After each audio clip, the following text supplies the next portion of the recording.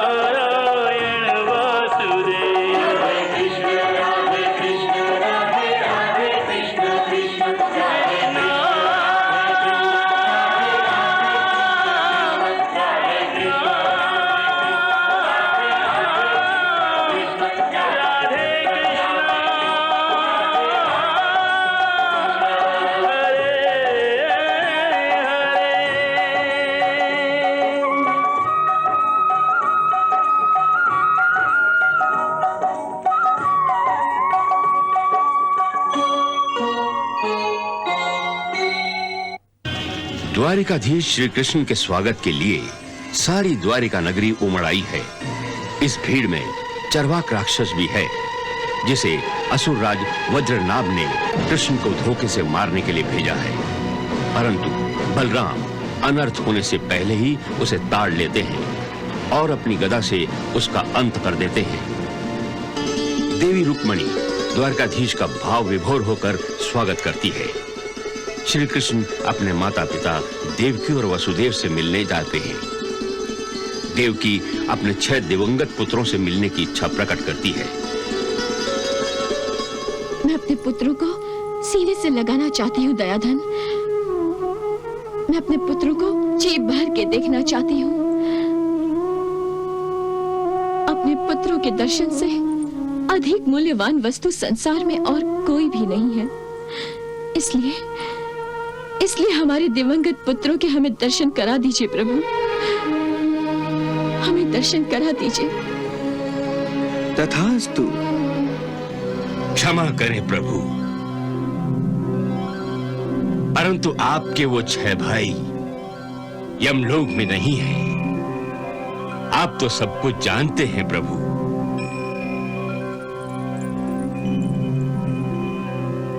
आपके दिवंगत भाई इस समय सुतल लोक में हैं और मुक्ति की प्रतीक्षा कर रहे हैं। प्रभु, उन सबको आप ही मुक्ति दे सकते हैं।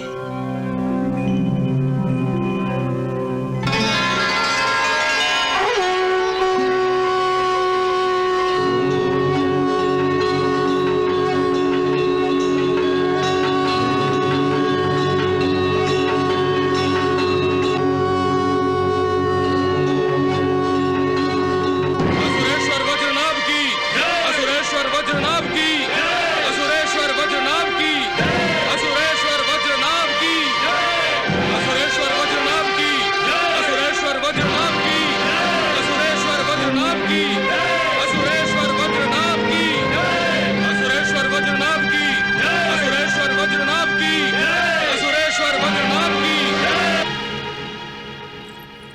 तुम दोनों वज्रनाभ की जय जयकार सुन रही हो ना?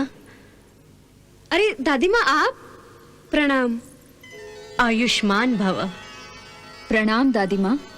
सौभाग्यवती भव बहू। औपचारिकता त्याग दो। इस समय हम सभी जीवन मृत्यु की सीमा रेखा पर खड़े हैं।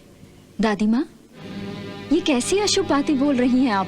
मैं तुम्हें वास्तव बता रही हूँ सुमति। तुम वज्रनाभ की पत्नी हो। राजकुमारी प्रभावती वज्रनाभ की पुत्री है। प्रभावती, तुम्हारे पिता साक्षात भगवान को चुनौती देने जा रहे हैं। द्वारिका पृथ्वीवासियों के लिए बैकुंठ धाम के बराबर है और उसी द्वारिका पर आक्रमण करने की मूर्खता कर रहा है वज्रनाभ। अब ये बात ढकी छुपी नहीं है कि श्री कृष्ण ही भगवान है,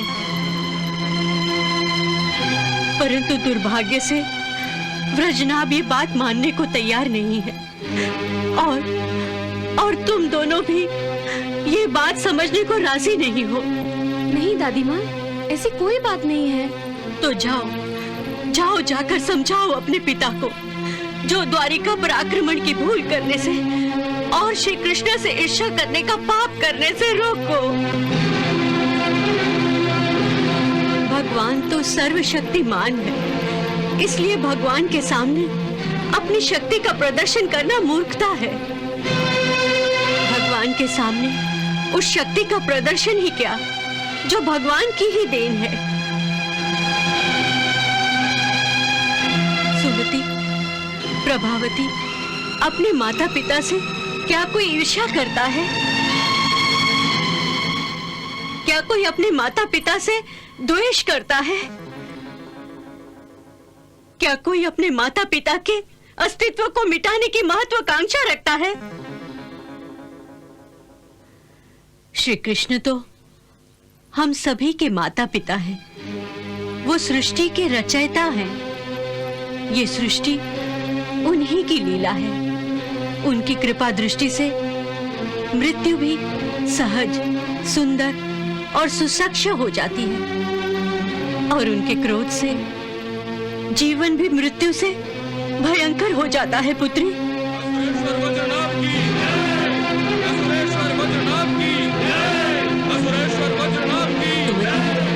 प्रभावती, यदि तुमने वज्रनाभ को नहीं रोका तो ये जय जयकार हाहाकार में बदल जाएगी। हाँ, हाहाकार में बदल जाएगी। नहीं दादी माँ, नहीं। असुरेश्वर वज्रनाभ की जय।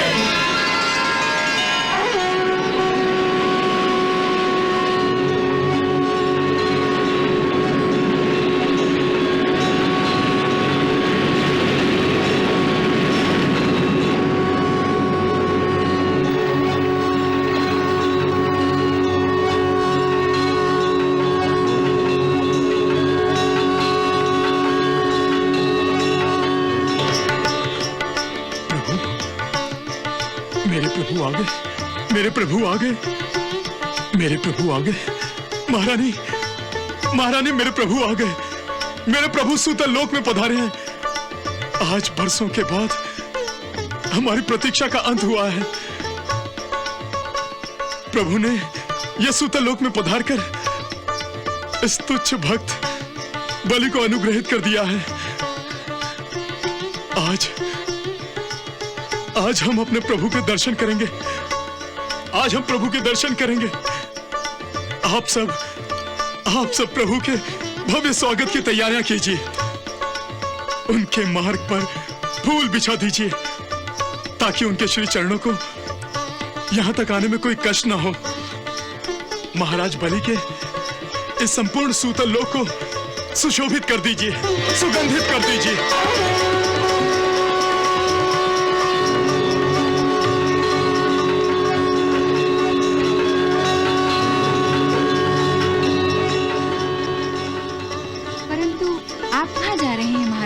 अपने प्रभु का स्वागत करने। मेरे प्रभु स्वयं सूतल लोक में पधारे हैं, तो मैं यहाँ महल में खड़ा खड़ा उनकी प्रतीक्षा करता रहूंगा? नहीं महारानी, नहीं। मैं तो उन्हें लेने सुतलोक के द्वार पर जाऊंगा ताकि मैं उनके दर्शनों का अधिक से अधिक लाभ उठा सकूं। जब तक प्रभु ये सुतलोक में रहेंगे मैं उनकी सेवा करता रहूंगा। मैं उनकी अधिक से अधिक सेवा करके पुण्य कमाना चाहता हूं। अब मुझे क्षण भर के लिए भी देर नहीं करनी चाहिए। प्रभु, मेरे प्रभु, मेरे प्रभु।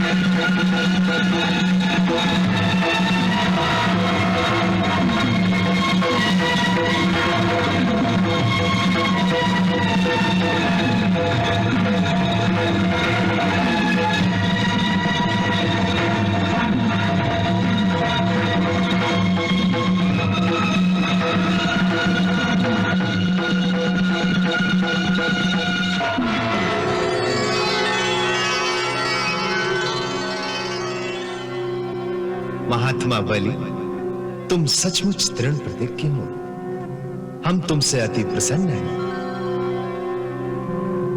गुरु के श्राप और हमारी माया से भी भयभीत नहीं हुए। सब कुछ खोकर भी तुमने अपना वचन पूरा किया है। अतः हम तुम्हें वो स्थान देते हैं जो बड़े बड़े देवताओं के लिए भी प्राप्त करना कठिन है। सावर्णी मनवंतर में तुम्हें मेरे परम भक्त इंद्र का पद प्राप्त होगा। तब तक तुम सुतल लोक में अपने दादा महाराज प्रहलाद के साथ आनंद पूर्वक निवास करो।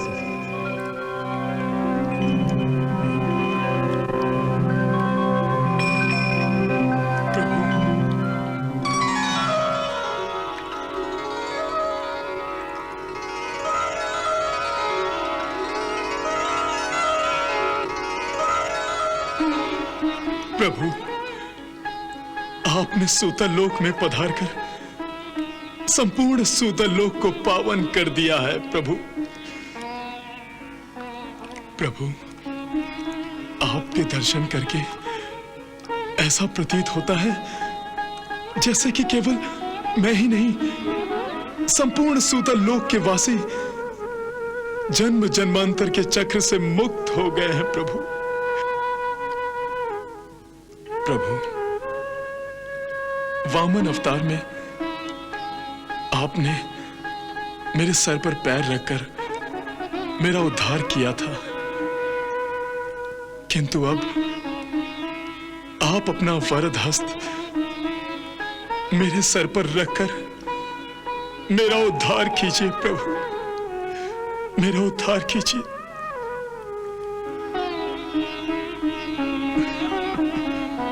तथास्तु। हे दैत्यराज बलि, तुम महात्मा हो। जब तक यह संसार रहेगा तुम्हारा नाम भक्तों की श्रेणी में सबसे आगे रहेगा। लोग तुम्हें आदर और श्रद्धा से स्मरण करेंगे।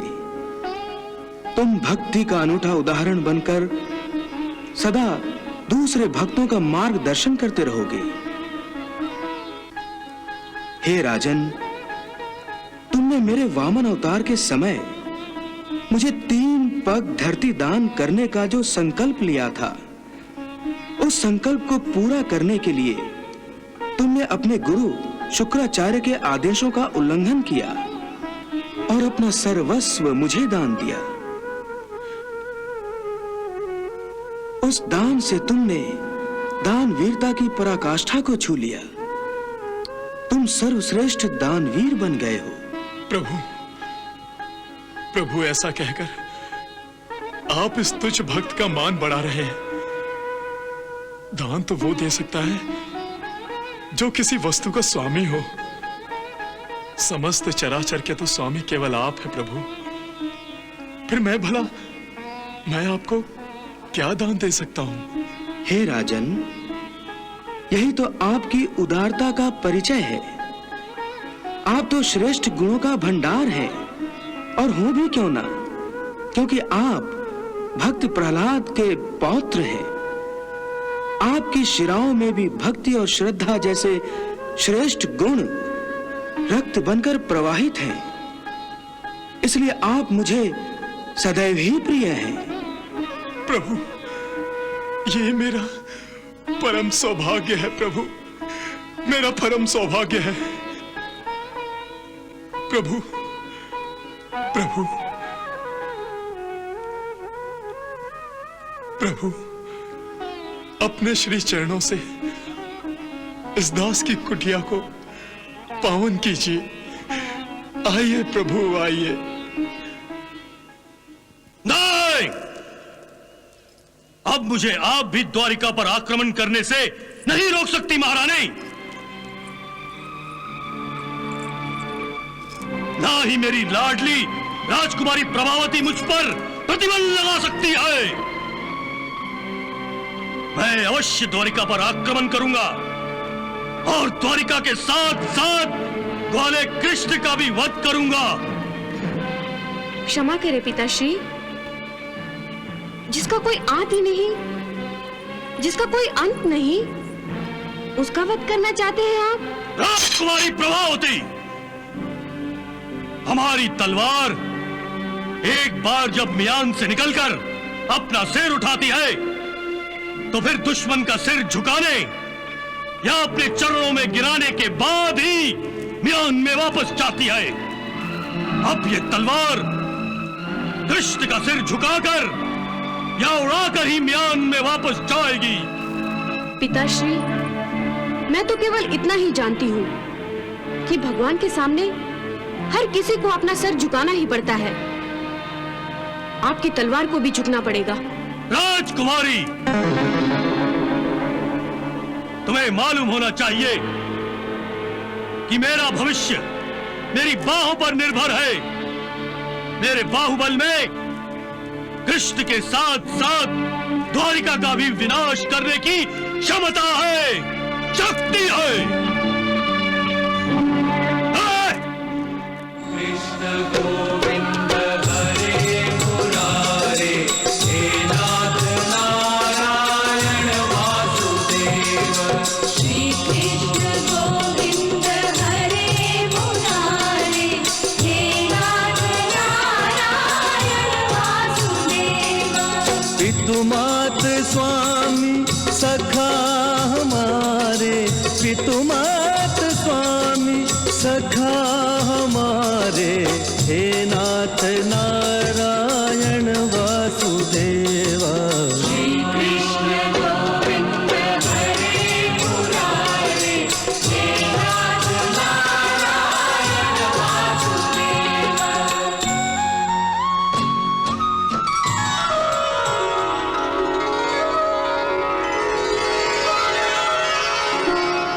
हे प्रभु, हम सभी आपको बार बार प्रणाम करते हैं। आपके दर्शन प्राणियों के लिए अत्यंत दुर्लभ हैं, किंतु आपने स्वयं सुतल लोक में पधारकर हमें अनुग्रहित कर दिया है। हे सच्चिदानंद स्वरूप श्री कृष्ण, आप तो संपूर्ण जगत के निर्माता हैं। आप ही परब्रह्म परमेश्वर हैं। हे योगेश्वर, हे योगेश्वरों के अधीश्वर, आप मुझ पर ऐसी कृपा कीजिए कि मेरा चित्त, मेरा ध्यान, मेरा मन, मेरा सब कुछ आपके श्री चरणों में लगा रहे। हे प्रभु, हम तो सेवक हैं आपके। हम सेवकों को अपनी कृपा से निष्पाप बना दीजिए प्रभु। हमारे पापों को नाश कर दीजिए, क्योंकि जो मनुष्य संपूर्ण श्रद्धा से आपकी आज्ञा का पालन करते हैं, वो इस समस्त संसार के बंधनों से मुक्त हो जाते हैं। हे प्रभु, आज भगवान स्वयं अपने भक्त के द्वार पर पधारे हैं। बताइए प्रभु, मुझसे क्या सेवा चाहते हैं? हे दैत्यराज, मरीचि प्रजापति की पत्नी पूर्णा ने 6 देवताओं को जन्म दिया था। इन 6 देवताओं ने परम पिता ब्रह्मदेव का उपहास किया। उन्हें इस अपराध का दंड देने के लिए ब्रह्मा जी ने उन्हें शाप दिया, जिससे इन 6 देवताओं को असुर योनि में जन्म लेना पड़ा।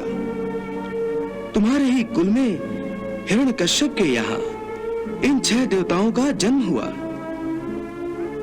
शाप से मुक्ति न मिलने के कारण ये 6 देवता जन्म जन्मांतर के चक्र से मुक्त नहीं हुए, अलग अलग योनि में जन्म लेते रहे। हे महाबली, अंत में ये 6 देवता योग माया की शरण में गए और योग माया ने द्रवित होकर उन्हें मेरी माता श्री देवकी के गर्भ में छोड़ दिया। देवकी माता ने 6 देवताओं को जन्म दिया और इनके जन्म लेते ही मेरे मामा कंस ने इन्हें मार दिया। हे महात्मा बलि, मैं अपने उन्हीं 6 भाइयों को वापस पृथ्वी लोक पर ले जाने के लिए आपके पास सूतल लोक आया हूं। हे राजा बलि, मेरी माता अपने 6 पुत्रों को आज तक नहीं भूली है, जिन्हें जन्म देते ही मृत्यु ने उन्हें ममता की गोद से वंचित कर दिया। मेरी माता अपने पुत्रों के बिछड़ जाने पर अत्यंत दुखी एवं व्याकुल रहती हैं, और मैं अपनी माता को कैसे दुखी देख सकता हूं। सो मैं अपनी माता की ममता से विवश होकर आपके पास आया हूं। आप मेरे 6 भाइयों को मुझे लौटा दें। हे बलिराज, हे राजन, स्वयं यमराज ने मुझे बताया है कि मेरे सभी 6 ज्येष्ठ भ्राता बालक के रूप में आपके पास हैं। कृपया आप उन्हें मुझे वापस लौटा दीजिए। मैं उन्हीं को लेने आया हूं। आपकी आज्ञा शिरोधार्य है प्रभु। आइए प्रभु, आइए प्रभु।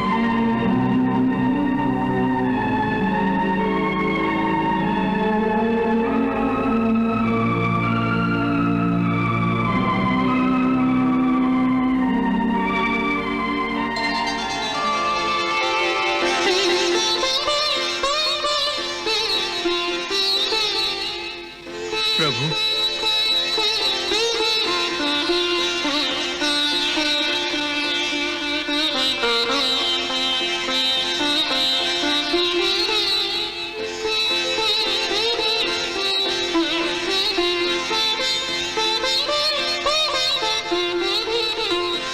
प्रभु, ये रहे आपके 6 भाई। प्रणाम प्रभु।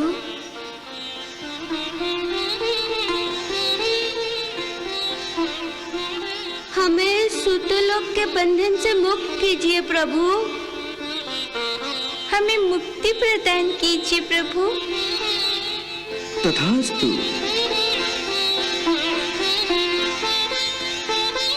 अब हम इनके साथ पृथ्वी लोक जाना चाहते हैं। हमें अनुमति दीजिए बलिराज। प्रभु, पृथ्वी लोक जाएंगे। अपने इस तुच्छ भक्त पर सदा ही कृपा बनाए रखिए। अपने श्री चरणों में स्थान दीजिए प्रभु। हे महाबली, चरणों में नहीं, आप सदा ही हमारे हृदय में वास करेंगे। प्रभु,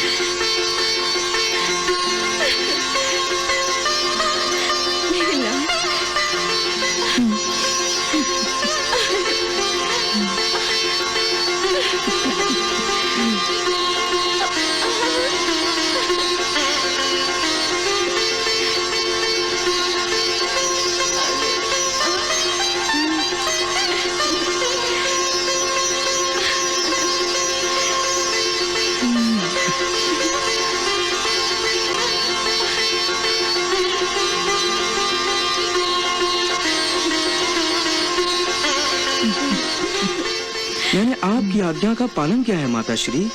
मेरी इस गुरु दक्षिणा को स्वीकार कीजिए।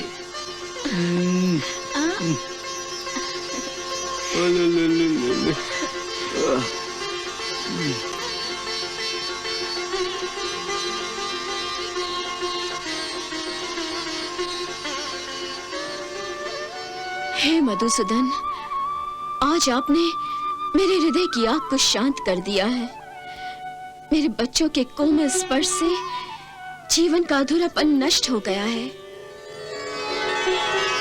आपका ये ऋण हम कभी नहीं चुका सकेंगे। ये आप क्या कह रहे हैं पिताश्री? माता पिता नहीं, संतान अपने माता पिता की ऋणी होती है। सामान्य मनुष्य के लिए हम तुम्हारे माता पिता हैं, परंतु हम तुम्हारा सत्य स्वरूप जानते हैं भगवान।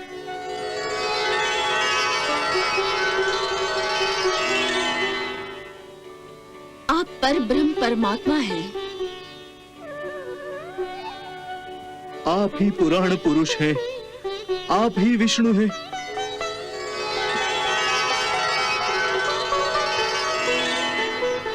आप ही सृष्टि के पालक हैं। आप समस्त प्राणियों के पिता हैं और माता भी आप ही हैं। इसीलिए हम आपके माता पिता नहीं, आप ही हमारे माता पिता हैं।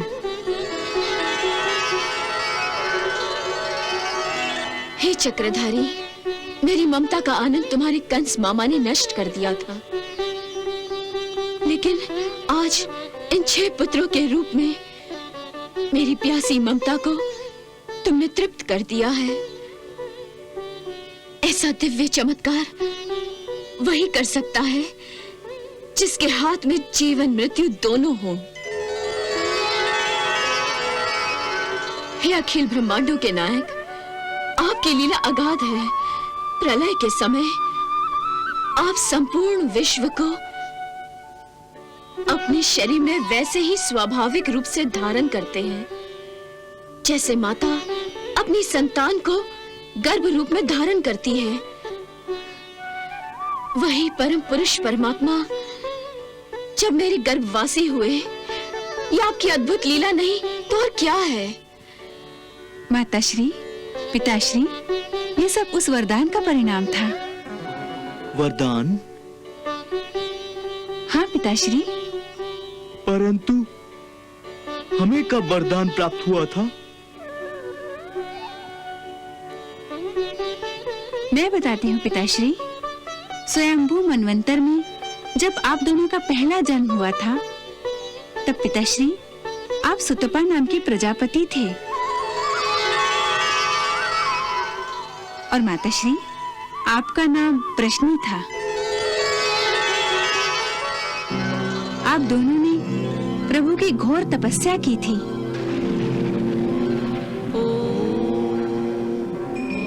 आपने अन्न का त्याग किया था। आप केवल हवा का भक्षण करके प्रभु की तपस्या कर रहे थे। प्रभु में चित्त लगाकर घोर तप करते करते कई युग बीत गए। तब प्रभु ने प्रसन्न होकर आप दोनों को दर्शन दिए।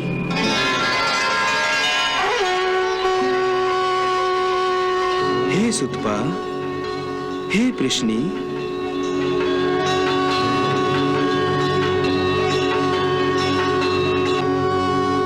मैं आप दोनों की घोर तपस्या से अति प्रसन्न हूं।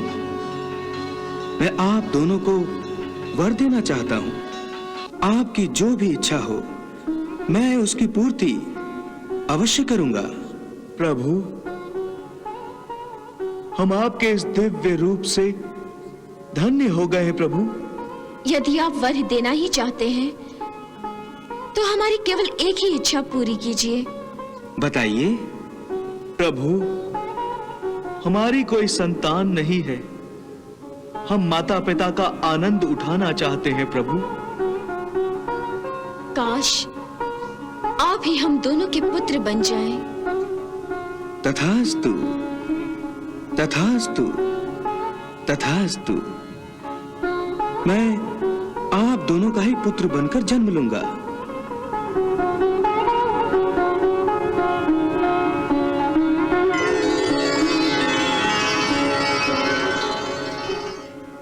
प्रभु ने आवेश में 3 बार तथास्तु कहा था, इसलिए वो 3 जन्मों तक आप दोनों के पुत्र बनकर जन्म लेते रहे। 3 जन्मों तक? मैं 3 जन्मों तक अपने कृष्ण कन्हैया की माँ बनी हूँ। हाँ माताश्री, आपको याद नहीं रहा होगा, आपके पहले जन्म में ही मैं आप दोनों का पुत्र बनकर जन्मा था और प्रश्न गर्भ के नाम से विख्यात हुआ था।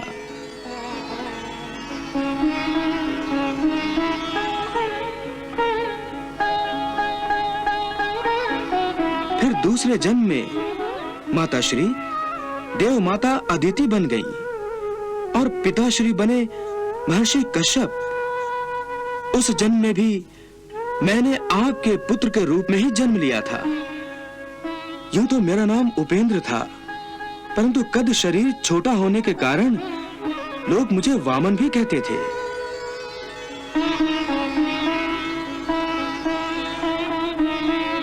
और अब आप दोनों के इस तीसरे जन्म में भी मैं परंपरागत रूप से आपका ही पुत्र हूं।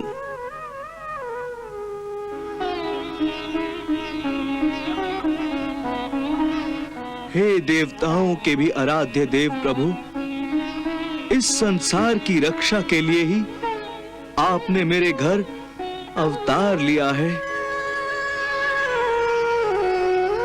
आपने हम दोनों का पुत्र बनकर हमें अनुग्रहित किया है, हमारा सम्मान किया है।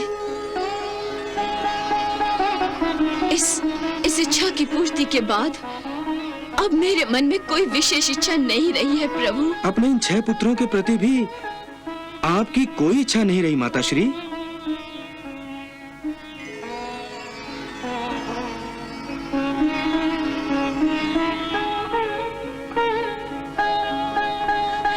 नहीं केशव, अब कोई इच्छा नहीं रही। अब मेरे मन में बार बार विचार आ रहा है कि कहीं इन 6 बच्चों को वापस लाने की मांग करके मैंने भूल तो नहीं की।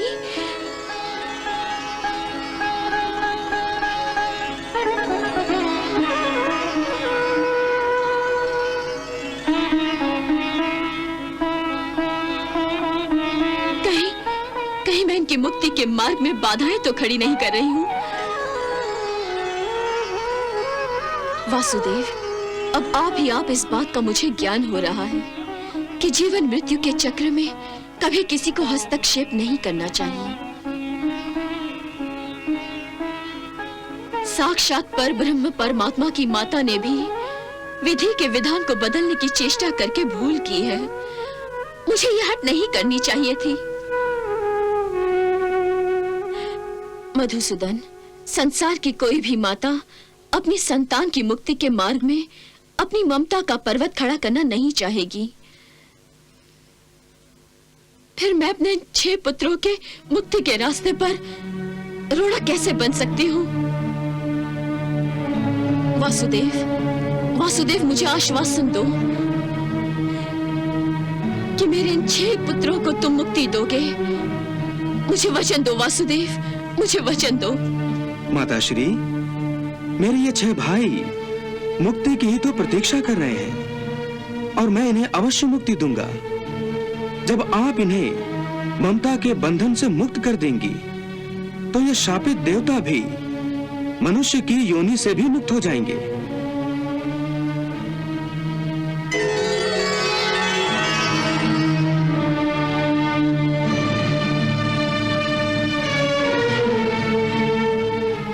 मैंने इन्हें अपनी ममता के बंधन से मुक्त कर दिया है।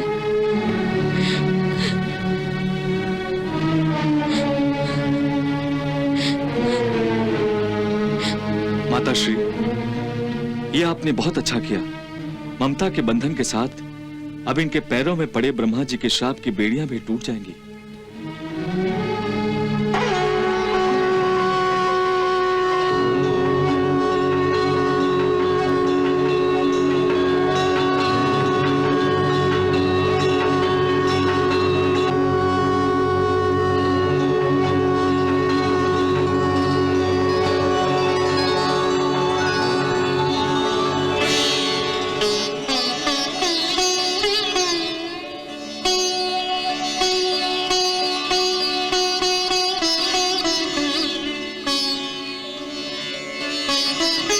हे प्रभु, हे माताश्री, हे भगवान शेष, हम सबका आपको प्रणाम।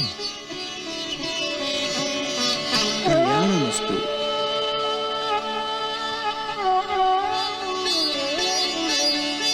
प्रणाम देव की माता, प्रणाम पिताश्री।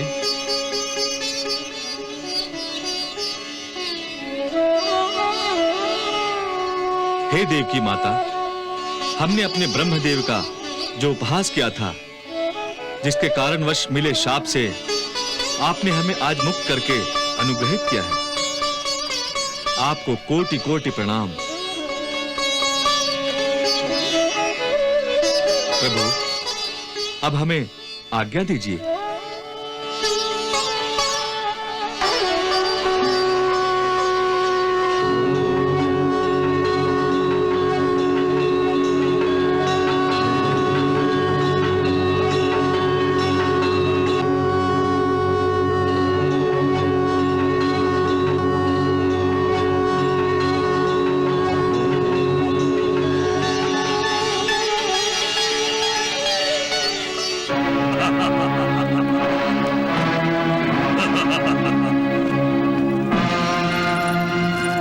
महारानी सुमति, आप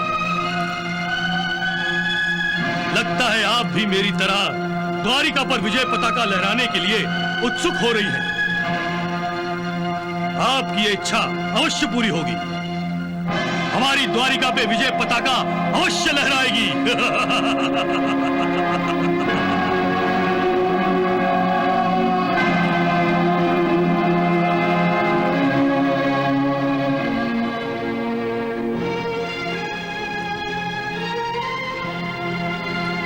मत कीजिए द्वारिका पर आक्रमण। ये भयंकर भूल आप मत कीजिए स्वामी। महारानी, आप हमारी इच्छा के विरुद्ध बोल रही हैं। क्षमा कीजिए असुरेश्वर।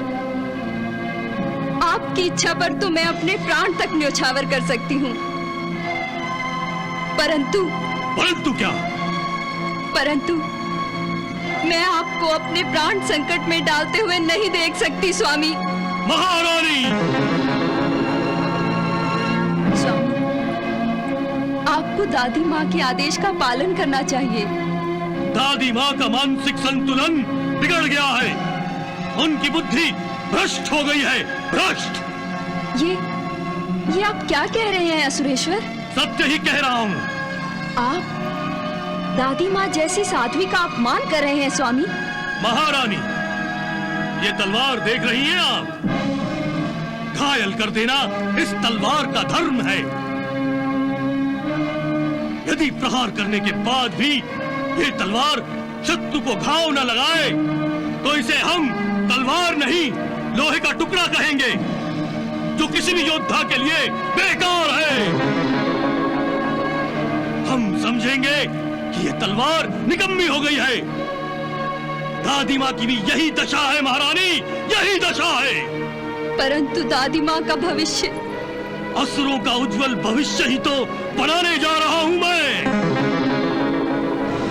मेरा शौर्य मेरा महाअस्त्र है।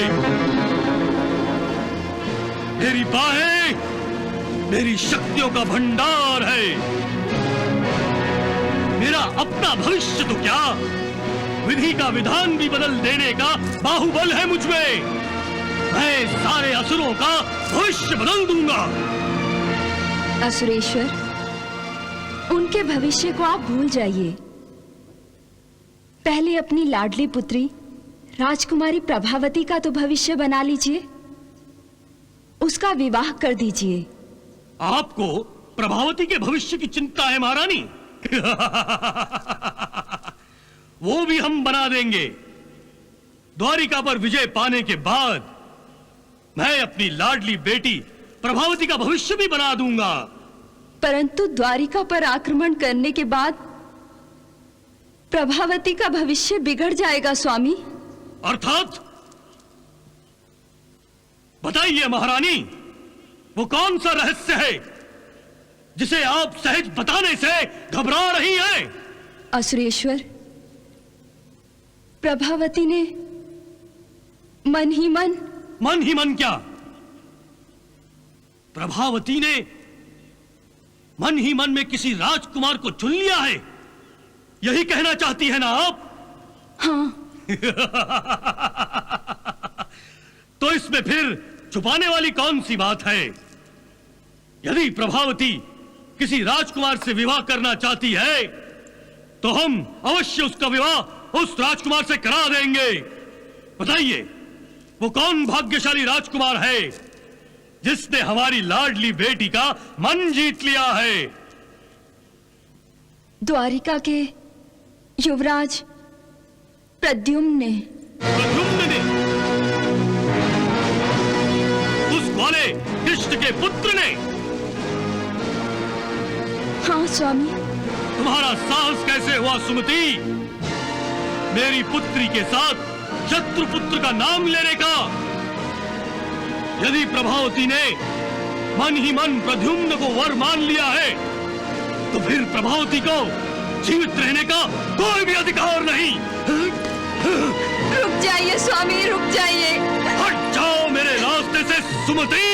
क्या आप अपनी लाडली बेटी के खून से हाथ रंगेंगे स्वामी? मत कहो उसे मेरी बेटी, वो मेरा खून नहीं है। मेरा खून मुझसे कैसे विद्रोह कर सकता है? मैं अवश्य उस शत्रु के रक्त से स्नान करूंगा।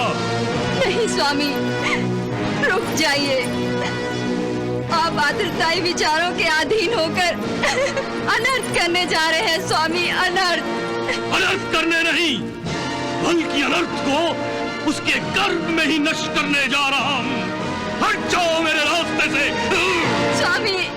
कृष्णा